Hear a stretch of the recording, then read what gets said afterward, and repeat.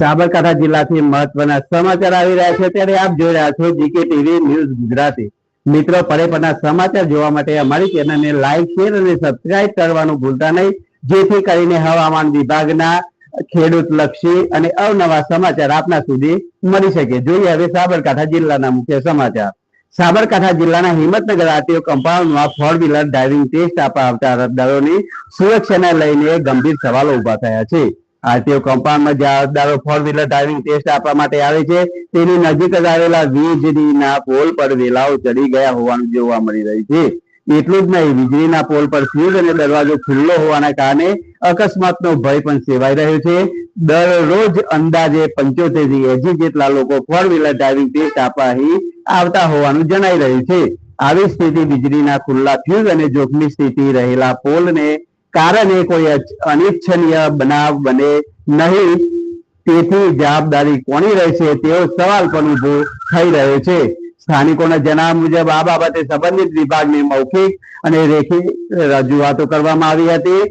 હજુ સુધી યોગ્ય કાર્યવાહી કરવામાં આવી નથી, જેના કારણે તંત્રની કામગીરી સામે પણ સવાલો ઉઠ્યા છે। હવે જોવાનું એ રહ્યું કે આ અહેવાલ બાદ તંત્ર દ્વારા કેટલા સમયમાં વીજળીના પોલની સુરક્ષા વ્યવસ્થા કરવામાં આવે છે અને ખુલ્લા ફ્યુઝ દરવાજાને ક્યારે બંધ કરવામાં આવે છે। સાબરકાંઠા જિલ્લાથી મહત્વના સમાચાર આવી રહ્યા છે ત્યારે આપ જોઈ રહ્યા છો જીકે ટીવી ન્યૂઝ ગુજરાતી। મિત્રો, પડેપણના સમાચાર જોવા માટે અમારી ચેનલને લાઈક, શેર અને સબસ્ક્રાઇબ કરવાનું ભૂલતા નહીં, જેથી કરીને હવામાન વિભાગના ખેડૂતલક્ષી અને અવનવા સમાચાર આપના સુધી મળી શકે। જોઈએ હવે સાબરકાંઠા જિલ્લાના મુખ્ય સમાચાર। સાબરકાંઠા જિલ્લાના હિંમતનગર આરટીઓ કમ્પાઉન્ડમાં 4 વ્હીલર ડ્રાઇવિંગ ટેસ્ટ આપવા આવતા અરજદારોની સુરક્ષાને લઈને ગંભીર સવાલો ઉભા થયા છે।